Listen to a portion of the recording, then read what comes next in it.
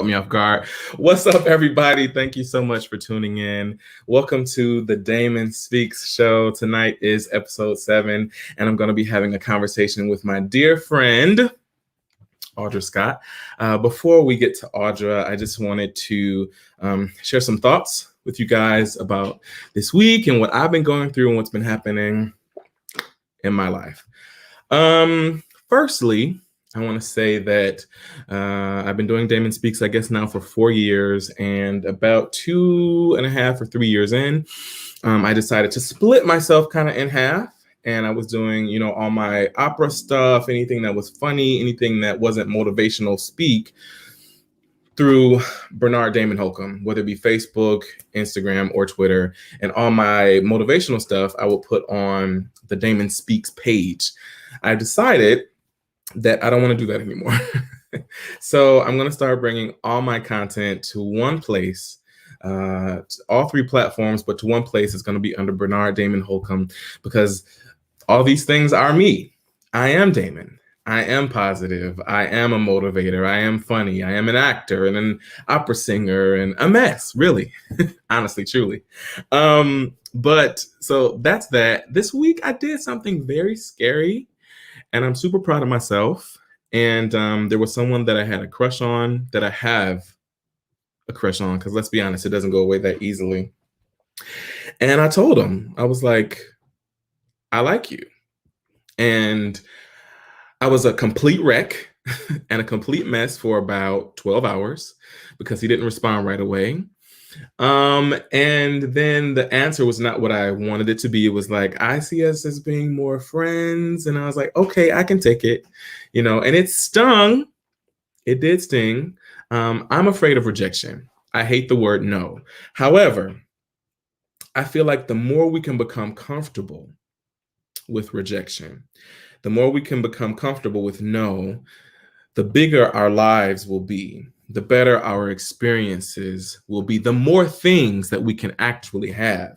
I think that there are things that are waiting on us.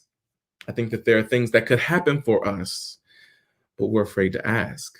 We're afraid to be direct. I would rather be rejected than not know if someone likes me or not, because Bernard Damon Holcomb, I will drive myself nuts. I will drive myself crazy. Should I? Shouldn't I? Should I call? Should I not call? Should I text? Why is he not texting? Like, what's happening?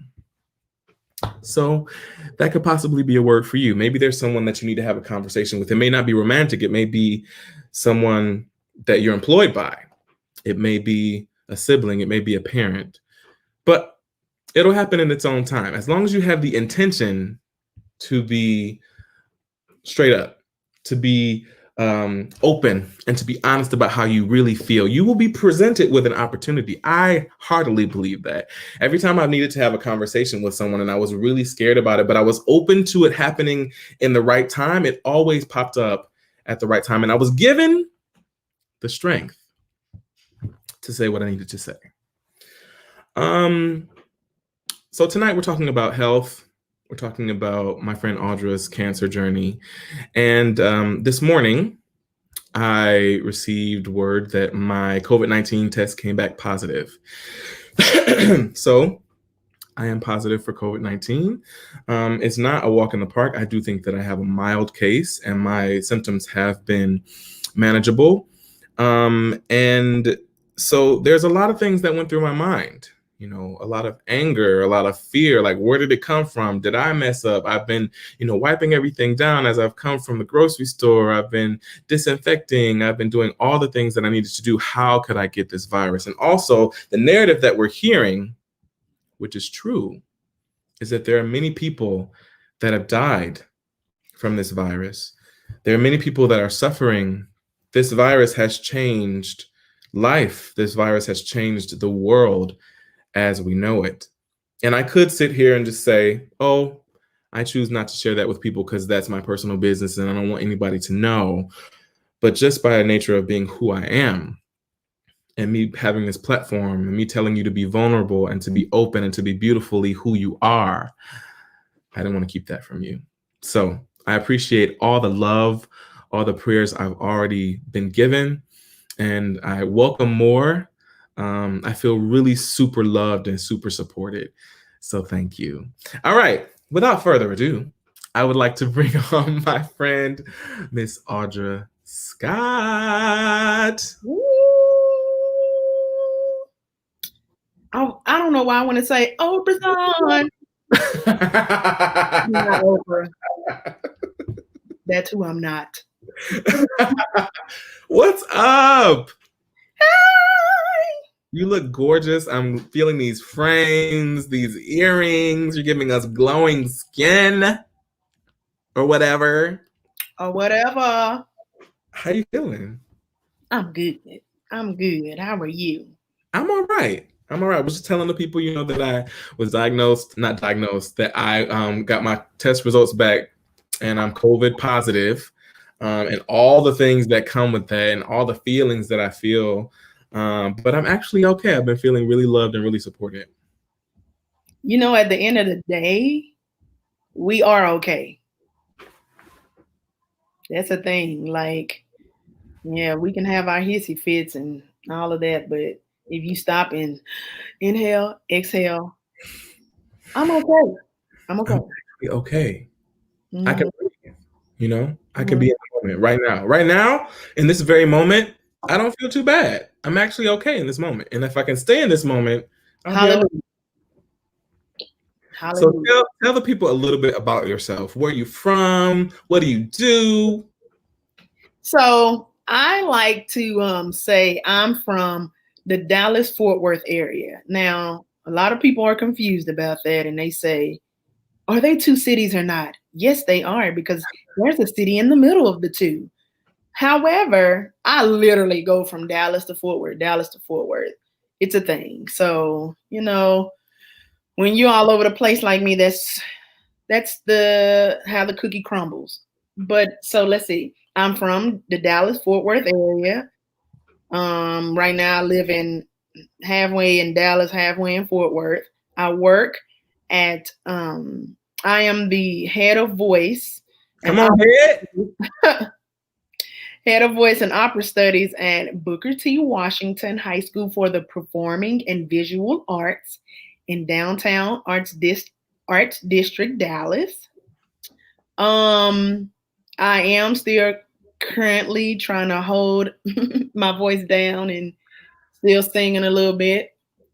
As I know, Bernard, in the classical world, I have just started to put my big toe into the musical theater world. But granted, if COVID didn't have happened, I would have, let's see, I would have been in about 2 shows right now, but I had contracts for 5. It was about to get real, but it's going to open back up and get real. And so, yeah, and I vocal coach, putting the finishing touches on singers who have big engagements or last minute preparation that they need. So people ask me that all the time, like, are you a voice teacher? You should kind of come to me with pretty much everything taken care of. I'm just gonna give you that extra. Right. So if you weren't gonna get picked after you come to me, you probably gonna get picked. So that kind of stuff. But yeah, so and now I consider myself a spokeswoman for and a I don't know if I want to say spokeswoman, but a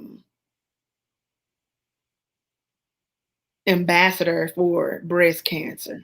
Mm. So yes. So how to live with breast cancer, how to live with it. How to live. Mm-hmm. Tell me, when did you know that something was off? Hey, Siobhan, thank you for tuning in. Thank you guys for tuning in. When did you know that something was off? Were you having regular mammograms? Because usually they say, I don't know what the age is, but 45 or 50 is when you start getting your annual mammograms. I'm first gonna say I need them to take that age off, and they really need to take that age off. When I was in chemo, I had more 20-year-olds and 30-year-olds sitting with me laughing and joking than I did older people. And the 20 and 30-year-olds, we were all in there crying and whining, and the old ladies were in there like taking it like a champ. So I want them to take that age off. So what happened to me was, let's see. I had this is me and my girly ways. My sheets were getting messed up. So I was getting my mammogram, but what's associated with a mammogram is feeling a lump. I didn't have a lump. So you did not have a lump? I did not have a lump. No, I didn't have any of that. No lump. So on your regular mammogram, I'm good. So I tell my doctor, so I'm seeing a discharge come from my chest. And I told my doctor, she and I kind of dismissed it. She was like, yeah, I mean, that ain't normal. And the only reason I said something is because I was messing up my sheets. I kept saying, what is this on my sheets? And it was just like mark, because I toss and turn a lot. It was just random marks. And I was like, what is this? So yeah, that, and I asked the question. And actually, she said, well, I'm going to send you to go get oh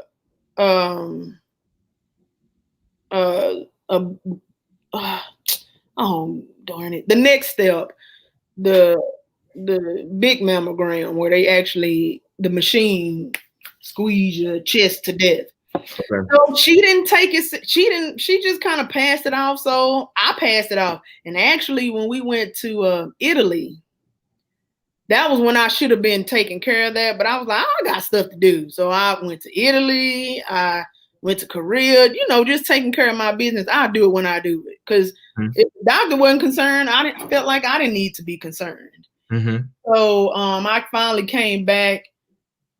And I guess the discharge got worse. It wasn't bad. It was just like, from what I understand from women, when they have a child and the milk starts to dry up, like it's just drops that come. It was stuff like that. But I was like, I shouldn't be bleeding like this. So I finally went. And from what I understand, the doctor shouldn't have told me that. I was mad because they were charging me for each test. So the lady was like, well, you're going to get charged for all the tests because this is not a routine. I said, well, this is my first one. She said, but that's because your doctor thinks it's something. So you out of the routine category. So I'm already in my head pissed. And so I took one test. And so I knew every test that I took, I'm thinking about the money. I got to pay for it. So then she was like, okay, we need to take another test. I said, okay. So they go and study the results and come back and say, we need to take another test. I said, now look, y'all need to tell me something while we taking all these tests. And I'm shelling out money. Because my bill is going up and up and up and up and up. So yeah, because by the end of it, I was at like $1,000 on some tests. And so finally at the last test, the man said, well, in all my years of doing this, this looks like cancer, but I'm going to send it to who I need to send it to. But from what I understand, he shouldn't have said that. They said you're not supposed to give that kind of information, but he did. And I don't know if I was happy he did or not, but I went to the car and had to, figure out life at that point. Like what, when you hear that word, what went through your mind? Well, it's I don't know if it's funny now, but when I went up to the counter to pay, this lady is like small talking me like, oh, well, how did it go? Is things okay? Like, I'm like trying with all of my might to keep the tear. I mean, the tears, I think one finally came down and I'm like, ma'am, I know I'm not the only person that done come out of here with this news. And you sitting in here talking to me like this. If you don't run this card, so I because I mean, I was about to go into Baptist funeral cry. So, Church of God in Christ funeral will cry. So I'm just sitting there like, man, you know, this is more torture than not. So she finally let me go. And yeah, I went to the car and called my mom.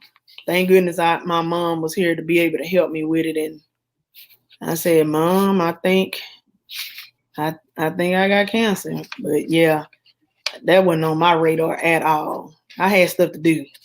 Was there any pain associated with it, or was it just really the discharge? You were like, what is this? That's why I didn't do anything about it, because it wasn't.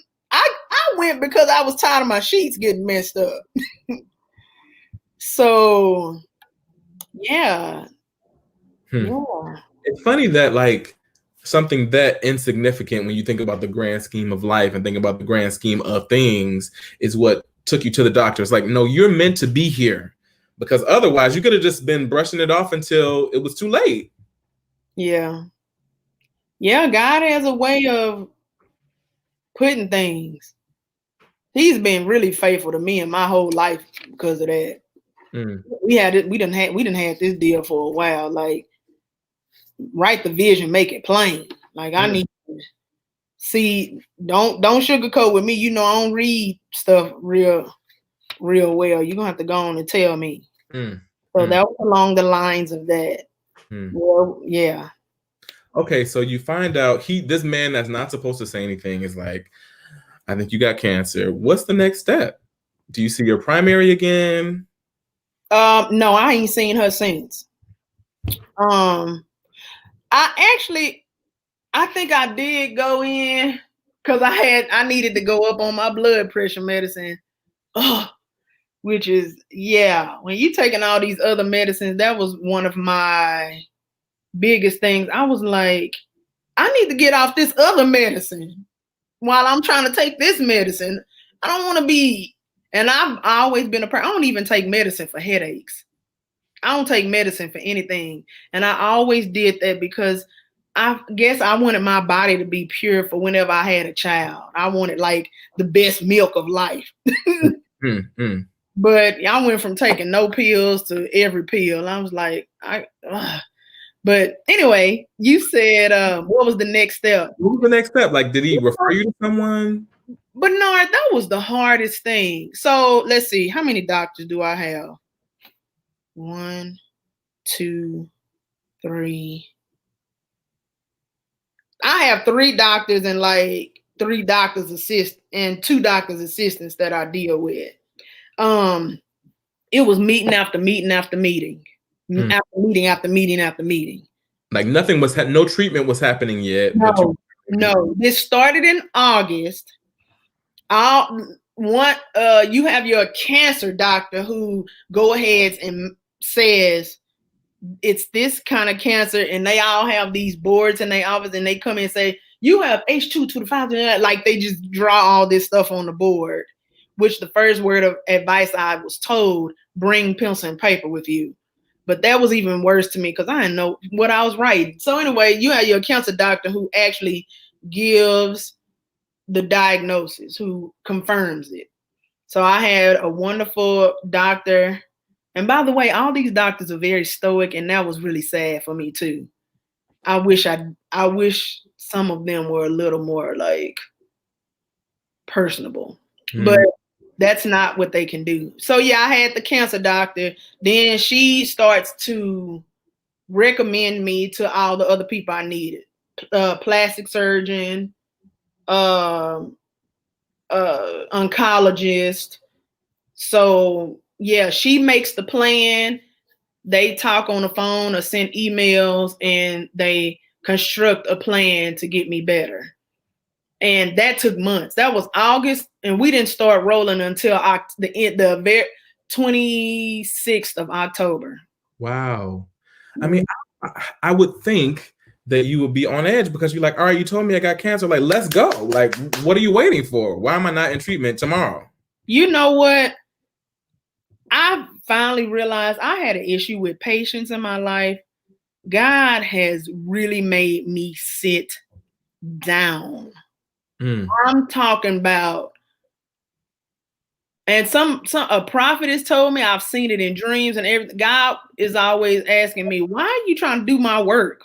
Like, why are you trying to do work for me? Because when I tell you I'm a planner, I will sit here and plan, put a chart up of my life and put the subtext. And I mean, like, I'm a planner.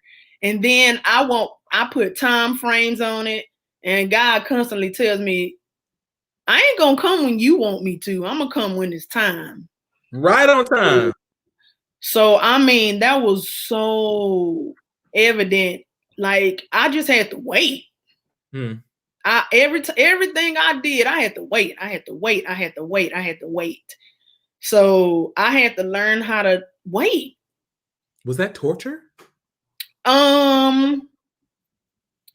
It was, but there were other things, and I don't know if this was better or worse. There were other things that I could consume my time with, just with being mentally prepared. I needed that. I needed that. Gathering my camp, seeing who was going to be there, like who was going to hold it down for me. Yeah, it was a lot of mental. So I think God just opened those doors of patience for me to figure all this out, because I needed all of that. Let's talk about that. You just mentioned you had to gather your camp, and whenever something serious happens, like a cancer diagnosis, people can act way left field, different than you thought they would. How did you deal with that? Like the people that you thought were going to be there that weren't, the people that you were like, I don't know if they're going to be there for me, but did show up. What was that like? Actually, I had a ridiculous amount of overpouring of my camp got huge after that. I had to struggle with, do I say something or not? Because you talking about, do I say something about COVID? A lot of people, I started finding out people had cancer that I didn't even know, like friends. I was like, you had cancer when? Yeah, you know, when I couldn't go to that thing, I had cancer. I was like, what? So I had to make a conscious decision. One of my other singer friends, she was like, you make a conscious decision whether or not you're going to tell people and be an ambassador or an advocate for it, or you're going to be quiet and just try to heal alone. I wouldn't have made it. I wouldn't have done it on my own. I don't know why people do that. Like, I needed, people were like, I don't have much, but I'm praying. I was like, do you know that that's helping? Like, Bernard, when I tell you, I heard and felt every single prayer. Did you? My body would react to them. God just really showed me people praying. Like, this is one of the first times in life I was like, well, I mean, I know I've been knowing, you know, since my mom been teaching me that prayer works, but man, I felt it. But you know beyond the shadow of a doubt. Right. That it was the prayers of the righteous. Hallelujah. But yeah, I'm telling you, and people didn't realize, God, your prayers were, I could use money, but the prayers brought the money. The prayers brought the everything that I needed. Yeah, Bernard, I gained so many friends. I'm telling you, I had people holding it down. It was really incredible. I was like, Lord, don't let me die and not thank these people. So I mean, yeah, it was incredible. I have to say, I didn't lose anybody. I gained a lot. Michael Priestley says, hello, beautiful people. So good to see you both. Michael. That's a blessing, because a lot of people, and I think you'll probably speak to this, it's important to keep a positive attitude. It's important to feel good while you're going through this journey. And a lot of people feel like they lose people and that brings negative energy and that brings like bad feelings, but you didn't have that. You were taken care of. I wouldn't have left myself alone a lot of nights, but I still needed it. Because I didn't want to be happy all the time. But yeah, I kept positivity around me. All right, so you got to this doctor. They set up everything, set up the plan. What stage were you in? Did they say you had to have surgery? What was the next step after that? So when we finally set that up, so I had 2 surgeries going on at one time. It was 8 hours, and this was my first time ever being in the hospital.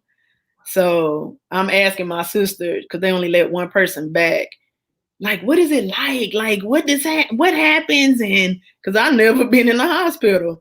Wow. So after everything was put in place, I did a new procedure. It's not extremely new, but it was a blessing and a curse. So I got a double mastectomy. Mm-hmm. I hate admitting that now. So when people ask me, "Oh, did you get a double mastectomy?" It's because I don't look like I had one. People always look down and question me because rude. Because there's a new thing now. I got a tummy tuck in the process. Yeah, so it was a blessing and a curse. So, yeah, they took, and I'm okay about saying this. I was large. Everybody that knows me, and I had two stomachs, which some women you have. They took my entire bottom tire and put it in my chest. No way. And I kept begging the doctor. I said, make me as small as possible. Like, don't put all that up here. I don't want all that. But he said, you have to understand, I have to make it look good for your size. And I said, no, you don't. Don't put all that up here. And he said, I said, I got more weight to lose. He said, well, what's going to happen if you're here and your chest is here? Everything going to shrink in. And so you got your chest here and your body is over here. So it needs to equal out. You need to take care of that. So I was like, okay. So yeah, I had a plastic surgery team in there doing plastic surgery. So they were working on the bottom while she was taking everything out the top, which I had the cancer in my right breast. So they had to take all the lymph nodes out of my arm. So this side don't really work exactly the same anymore. I'm trying to get it back. But I had a double mastectomy because the family members that I have that have passed from this, they didn't want to get both taken, and it jumped over to the other chest and was 4 and went crazy. Without any explanation, I was like, no, you can take them. I'm not attached to my, but what you said, I'm not my hair, I'm not my breast. You can take them.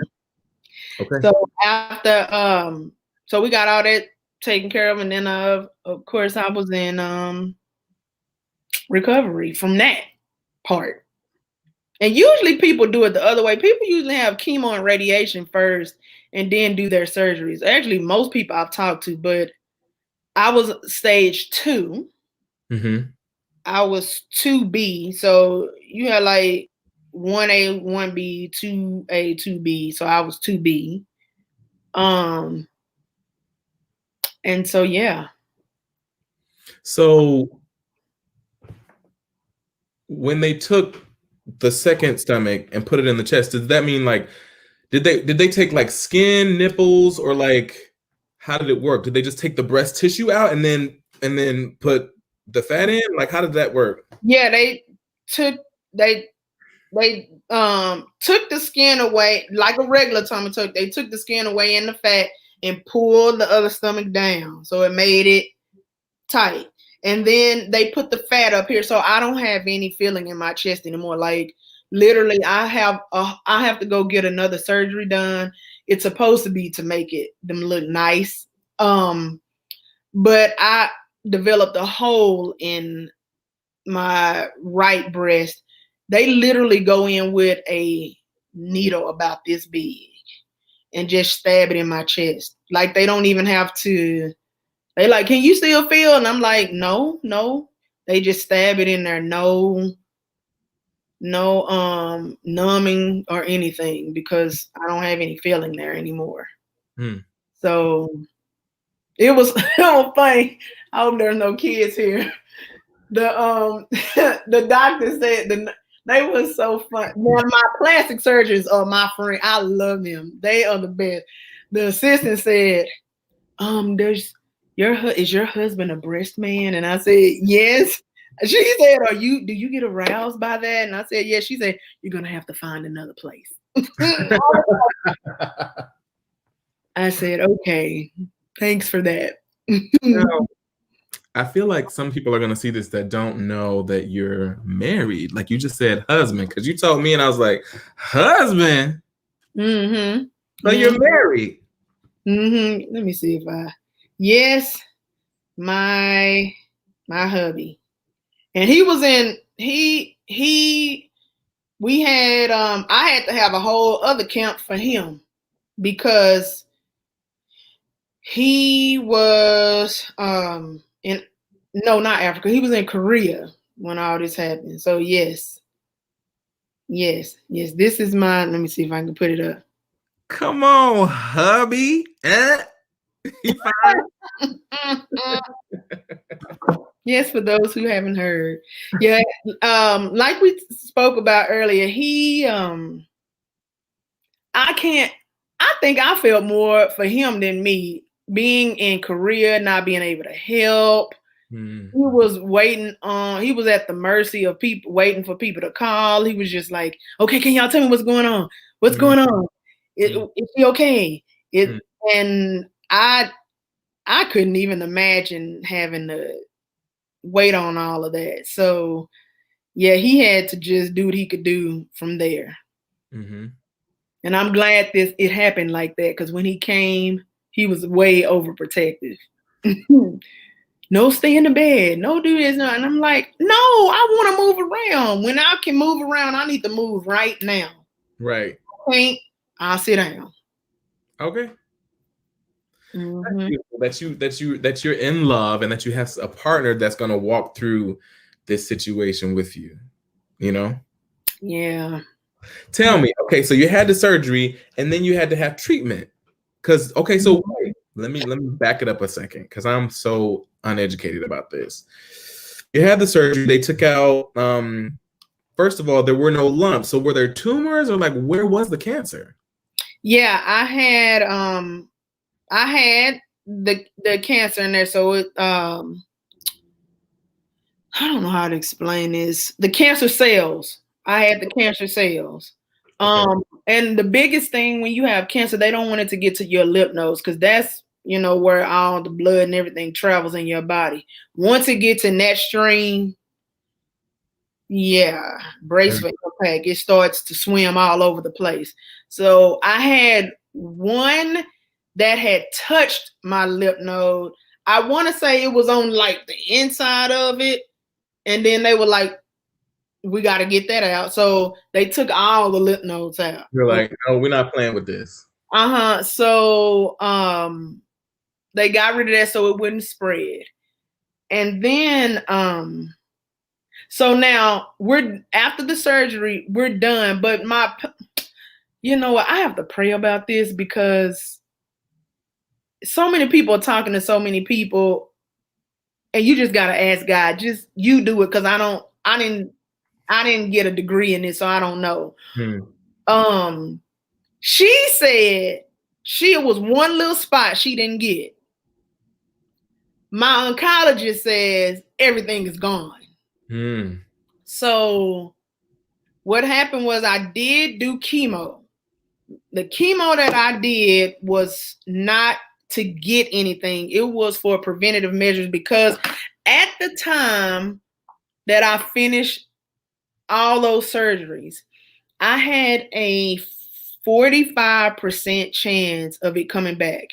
When in cancer talk, that's like 98.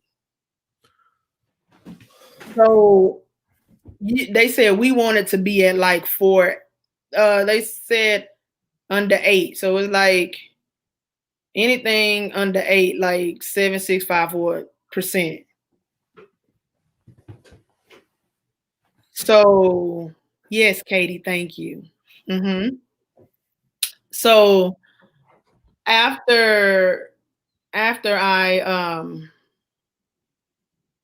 so we did the chemo, so my chances would go down. Got it. And so and we got that from me taking the BRCA gene test. If you have a BRCA gene trait, which I have it, that's the real reason they made me do all the rounds of chemo. And Got it. actually, my very first round in chemo, I had a seizure, which I had never had one of those. So I ended up in the hospital. I mean, like 2 drops got in me, and I'll never forget, my mom was there with me, and I was holding on to the IV thing. And my mom came out the bathroom, and I said, "Mama, please call somebody. Call somebody." And I was trying to walk to my seat and just collapsed on the floor. Wow. And just screaming in the cancer center. And I was so scared because I didn't want anybody else in there to be scared. So I was like, I don't want to take this chemo anymore. Like, if this is what it's going to do to me. After I got out the hospital, but they were like, we really need you to take this. So I had to get up enough confidence, and I had to get up and tell myself, you can do this. That goes back to having a positive attitude, being a positive person. Like, what got you through? I mean, prayer, support, but mentally, where did you need to be to feel like you can make it through this? Man, I don't hate to keep bringing up God, but it really was God. Because you know what? Come on. The one thing people, oh my God, Bernard. So my mom, I had somebody sent me a book called How to Treat Cancer Patients or something like that. It was a book for cancer patients dealing with loved ones. So it was the reverse. Okay. So how do you deal with your family members trying to deal with you? So that was the best read. It was a short book. It was to the point. And I found out I wanted my mom has a very hardcore discerning spirit that she does not like to tap into. And so I tell people, if you listen to her closely, she'll tell you the answer. Because God gives it to her, but she doesn't want to. Come on, Katie. Yes. She doesn't want to admit it. So what I found out was nobody wanted to give me the answer. So I'm like, Mama, should I do this or should I do that? She never wanted to give me the answer. And because she said if something happened, she doesn't want her decision to be what happened. So she taught me how to go into a prayer closet. Like nobody was going to give me the answer. I was like, God, I need the peace. I would fast about some decisions that I needed to make. I just needed peace for myself because nobody would give me the answers. And this is the catch. I didn't even really trust my doctor, which is bad. I had already gotten into it, too far into it, before I could change. I wasn't going to change. I was like, God, this on you. You just going to have to give him what I need. This on you, God. So yeah. Taiwan. Hey, Taiwan. Hey, Tata. So what like did positivity or a positive attitude play? What role did that play in your healing and you getting better? The few times when I wasn't positive, which was at night when I would not be positive, but I only did that when I was by myself. You say that again? Like what? Like did you find yourself, or did people tell you needed to be positive? Like you needed attitude? Yeah. My coworker that had stage 4 cancer, that hopping all over creation, dancing, like she was a part of the Dallas Black Dance Theater, and she's so fierce. she would say, Audra, you gotta be happy. Like, you gotta be positive. She said a lot of people, 98% of people don't make it because they just give up. So if you just keep being positive and keep lifting yourself up, if you want to be here, you can be here. If you want to be here, yeah, you can be here. So she would just keep telling me, Audrey, you gotta stay positive. You gotta stay positive. Like, just find things that you like. Just be surrounded with positivity. And she was not lying. Like, that got me through. Positivity. But again, my camp was strong. People knew. Because I was kind of like that before. Mm-hmm. But everybody knew, yeah, we got to come to Audra correct. Were you ever really afraid that you weren't going to make it? Yes. How do you deal with it? How do you? I remember 2 times saying, God, you gonna come get me. But then I remember one night, 3:00 in the morning, I had to call a friend and he was wide awake. I was like, what? He said, I'm normally not up like this. I must have been waiting for your call. Wow. We stayed on phone for like 3 hours. But I had to think about things. What am I living for? That was really what it is. Like, and one of the big things was my husband. It was like, we've been married and haven't even been in the same country together. I haven't even slept in the same bed with him. So I got to live for him. I got friends that have had friends that passed away, and I don't want to put that on them this fast. Like, multiple people close to you that's dying this fast. I really had my friends in mind. I was like, God, I don't think this is the kind of news I want my mom to be giving right now. And then I have like I said, my school community, the kids went all in. I mean, Support. They made T-shirts and they mamas gave me, I don't know how much money. I mean, I was like, and I told them that when I came back, I was like, y'all kept me here, like, for somebody to go all out like that for you, you have some work to do for them. Got it. So I had to get that list together. What are you here for? Right. What what place are you in now? Are you in remission? Do you have any farther to go with your journey as far as treatment? I have some cosmetic thing, one breast cosmetic surgery to have. And I'm taking my little 10-year pill. But because I am at high risk of getting ovary cancer, they want to take my ovaries away. So the baby thing, I had given up on that. I was like, going to take them. I mean, because they're just like, please, the doctors are like, please don't have no baby. Like, we can't promise life after that. Like, please don't have a child. Is it because of the stress, or is it because I have an estrogen-driven cancer. So when you have a child, your estrogen goes like bonkers. So it's like, no, please don't have no child. So I just found out that I have some friends that have fertility issues, and they said every time they went to the doctor, they were like, are you a cancer patient?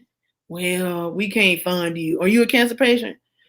So I didn't realize there is a lot of cancer funding out there, and I didn't realize a lot of it was for fertility, because I saw the prices of trying to hold eggs. I said, we're gonna let it go. I don't. Was that a dream for you to have a baby? No. It wasn't a dream, but a marriage is two people. So I knew I was gonna be at the mercy of, I have one. I'm a regular singer, a traveling singer. Today we want a child, and tomorrow we like, I want to keep traveling. Today I want 2 kids. But I guess it wasn't per se a dream. I'm gonna be honest. The way the world is right now, that's one of the reasons that I don't want to have one. But I'm married to an African. Like he want kids. Yeah, Africans are like, I can't marry you unless you're gonna have a child. So but we have to talk very often about this. But yeah, no, I don't wait it too late. I hear you. I waited too late. So, but I am gonna give it one more chance to look up fertility. I was being lazy about it and didn't want to go to the doctor because I'm doctored out. I understand. But I'm gonna go because it's not just about me. I have a mate to consider. And there are so many options. I mean, it depends on you and your husband. Like, it could be adoption. It could be a number of things. We've talked about that too, adoption too. So, I mean, yeah, there's a lot of stuff. So, it's all good. What advice do you have for somebody who may be starting this journey right now that may have just gotten a diagnosis or they have something weird going on and they need to go to the doctor, but it's scary? Exactly what I did. So the first thing, pray about it. I think my prayer to God was, okay, so you've given me this. Obviously, you've given me this for a reason. Make sure I know and understand what I have this for. Am I supposed to speak for it? Am I supposed to come see you for it?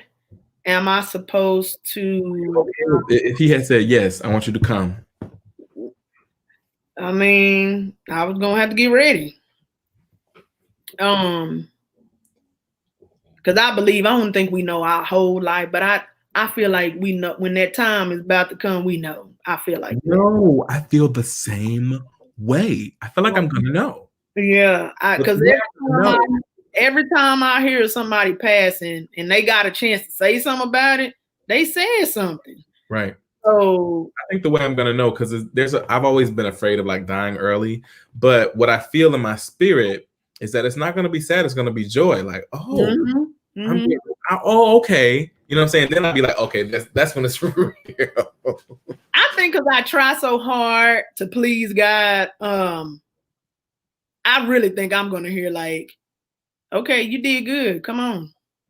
I'm ready. So who can be mad about that? So one, pray about it and ask God, what is your reason for getting this? Because, man, it's a lottery. I don't care what anybody say. I mean, like, I was like, what? Why me? And so I'm scared of the dark. I'm scared of heights. I'm scared of all that. But people always say, we always see you in those predicaments. You always in the dark. You always on heights. That's because I'm good at praying and talking and calming myself. So when this happened and I had that one little shout cry, I calmed down and was like, okay, God, you've allowed this to happen. And I know I need to give you the glory somehow in this. Help me figure that out so I don't miss that. Because this going to have to be for something. I'm not just about to go through all this for nothing. Like, let me know what my position is with this and we can do that. So to me, finding your purpose of that, whether you're going to be quiet because I think the people, I don't like the people who were quiet about having cancer, but it's okay. I mean, they probably had inner stuff they had to deal with. Me telling everybody helped people. So I think that was my lane and theirs was theirs. But I wish people would talk about it more because I wish, Rebecca, I wish people would talk about it more, because I would have known much more if somebody would have said something. So find your purpose in cancer. So find your purpose in the ill. In I don't want to call it. Just find your purpose in it. What was your purpose? Mine was to tell and help people.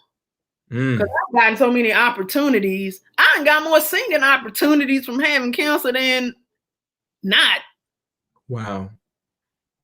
I did my first whole jazz concert with a big band, and people wrote for me.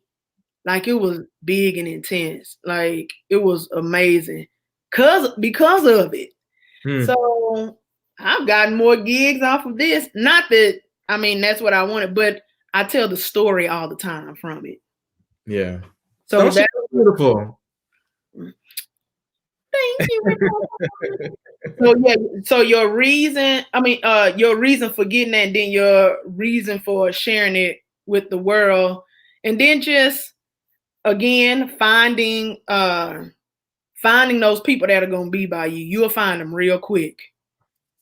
But again, I don't know what it felt like for people to leave. I don't know what that felt like. I thank God for that.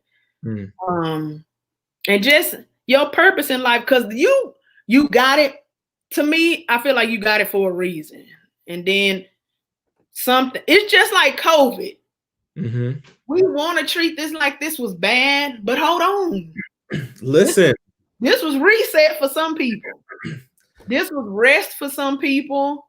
This was a time to get yourself together for some people.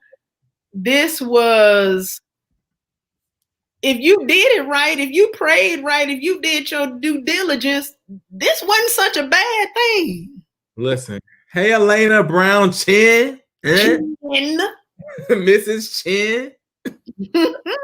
Listen, as terrible as COVID has been, and for y'all that don't know that weren't here in the beginning, I tested positive for COVID. I got my test results back today. I'm dealing with the symptoms. It's a thing, but through this whole pandemic, I have been blessed. I know people have lost their lives, lost their livelihoods, but for real, a new career path, different multiple streams of income have come. Now that I've been tested positive, I've had an outpouring of support and love, just like your people showed up for you, Audra. People have been showing up for me, and I am incredibly grateful. Just grateful for that. So it's not all bad. It's not all bad.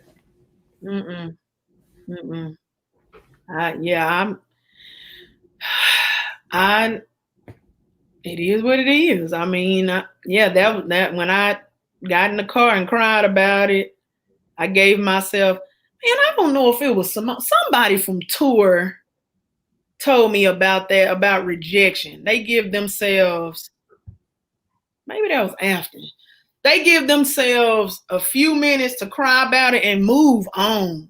So I cried and was like, why? And then I was like, okay, so what we about to do? What do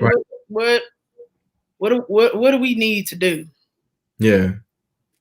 Okay, let's talk about family and friends, like how you had a support system. So what did you see, and what can you give advice for other people that may be like, I don't know how to support my friend, or because this is the thing.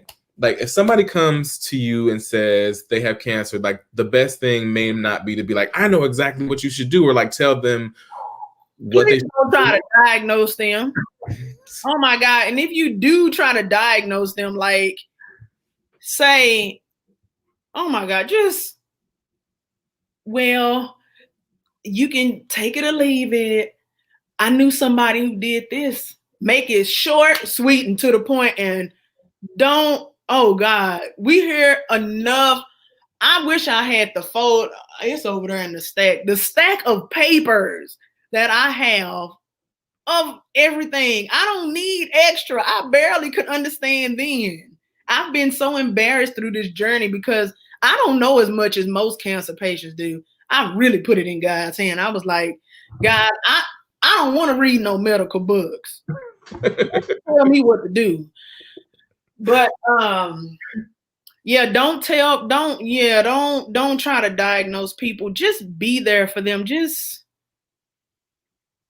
I always ask, if you don't have nothing to give, this is what you start off with. Girl, I don't have much, but do you need anything? Can I cook? That was the best.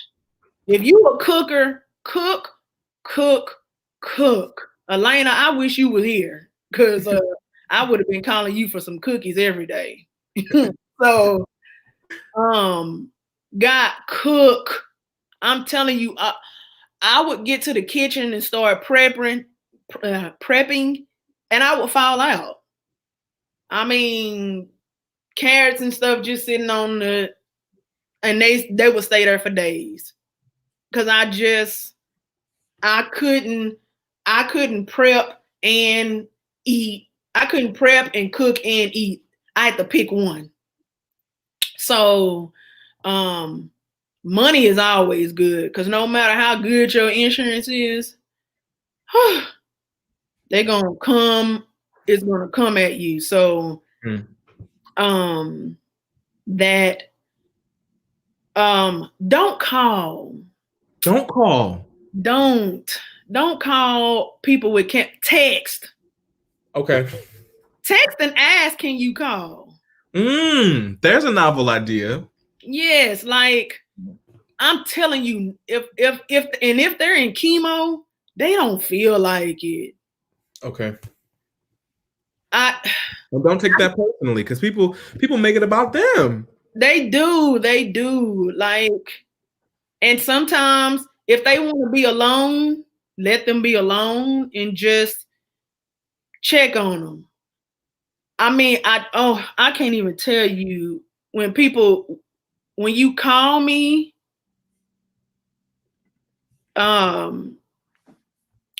pray your prepare. Yeah. Praying while prepping your meal. Yes. I can't even tell you, people would call me and I wouldn't even have the energy to push the green button if I wanted to talk to you or not. So just send words of encouragement. I'm thinking about you. Let me know if you need anything. They will let you know. They will let you know, because when we're out of it and we can't do anything, we can't do anything. Like if you brought me food, I couldn't come to the door to get it. Wow. So I just stay in the bed. Wow. So yeah, you have your layers of friends. You have the people who had a key to your house and they're gonna come in anyway, or your spouse or whatever, or roommate or whatever. And then you have the ones right outside of there that you know can call you and you'll answer for that select few. And then it's everybody else. But the encouragement is so important. So important. Yeah. Okay. Thank you for that. I mean, we need to know that, because a lot of times people say silly things or things that maybe they don't mean because they feel uncomfortable and they don't really know how to navigate someone that has cancer. Yeah, when you get cancer, you're gonna say how you feel. Like I was horrible. I am such a giver. That, oh my goodness, when I give somebody something, I feel like, yes, I'm good. But my mom had to tell me, stop. This is the one time in your life you can't give. You don't have nothing to give. I didn't have, physically I couldn't give, mentally I couldn't give, financially I couldn't give. I couldn't give. And my mom said, so people say, do you need anything? And I said, no. And she finally said, girl, I can't help you with all this. Take the help that people are giving you. So I finally learned how to let people help me. How did that feel? Did you feel vulnerable? Did you feel weird? Like, I'm the giver? After I saw what was being stacked on me, I learned how to say that, because after I started to put it in perspective, I was like, you cannot do this by yourself. You cannot. Don't sit here and act like Superwoman. Stop. You do not have those abilities. So yeah, I just bowed down and let people help me, and that was the best decision I could ever make. And I just said, God, if you keep me here to be able to do it, make sure you give me the resources to help pay these people back. Because people went in on my behalf. I owe them. There's always love. There's always what we need. You know what I'm saying? You're a good person. When you're a good person. Yeah, it always comes back. It comes back to you. Tell me, you have a new lease on life. What's next for Audra? Like you overcome cancer, you're in remission. Like, what's up? It's 2020. There's a pandemic outside. Yeah, Rebecca. Let's see. Before this happened, I had always wanted to put out a jazz CD. I did that. You did that. Where can we find this CD? I only put one single on iTunes, which was my favorite track. I always wanted to take spirituals and hymns and set them to jazz. So I had these ridiculous jazz musicians that I know here, and we went in the studio and just cut up. Okay. Search Audra Scott on iTunes. And what's the one on there? Wade in the Water. Wade in the Water. Yes. Okay. Oh yeah, because some people have the CD. Yeah, Elena has it. So I have these children's books that I'm sitting on, and I should get one of them published pretty soon. Because again, it's it's very short, but a lady told this little girl one time. This lady told this girl by me, this little girl singing Whitney, and she shouldn't be singing Whitney. And I looked at her and said, how do you think Whitney sounded at that age? So be looking for it. It's called It's Your Song to Sing. Yes, come on. So I'm hoping people say it at graduations. It's supposed to just be a short book to just tell you, do what you want to do. Work at it and do what you want to do, no matter what people tell you. And yeah, and again, you know, Broadway and theater in general and directing. I think that's what's coming up. And being married and in love.